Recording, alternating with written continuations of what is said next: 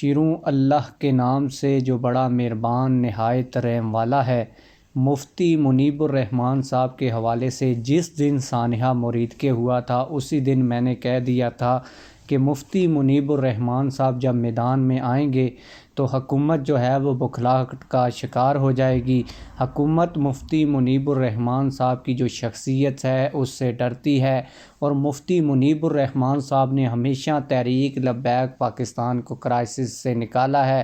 پچھلی دفعہ بھی جب تحریک لبیک پاکستان پر پابندی لگی تھی تو اس وقت بھی مفتی منیب الرحمن صاحب نے ہی آ کر حکومت کے ساتھ مذاکرات کیے تھے اور تحریک لبیک پاکستان سے پابندی جو ہے وہ ہٹوائی تھی۔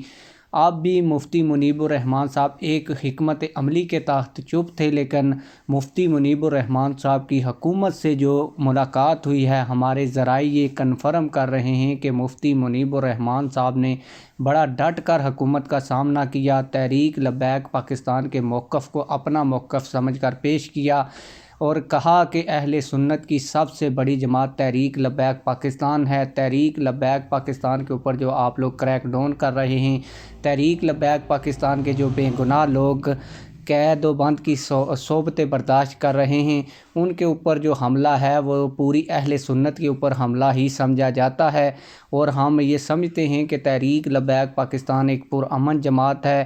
آپ لوگوں کو یہ بھی بتاتا چلوں کہ مفتی اعظم پاکستان نے حکومت پاکستان کو یہ دھمکی دی تھی اور کہا تھا کہ اگر آپ نے تحریک لبیک پاکستان کے اوپر کریک ڈاؤن جاری رکھا تو ہم میدان عمل میں نکلیں گے۔ اس حوالے سے مفتی منیب الرحمن صاحب نے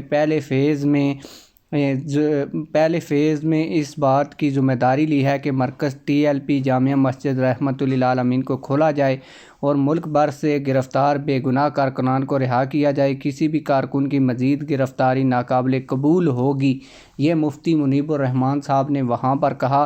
اس کے علاوہ مفتی منیب الرحمن صاحب نے حکومت کو یہ واضح کر دیا ہے کہ تحریک لبیک پاکستان سنیوں کی سب سے بڑی مذہبی اور سیاسی جماعت ہے۔ آپ لوگ مفتی منیب الرحمن صاحب کے حوالے سے کیا کہتے ہیں؟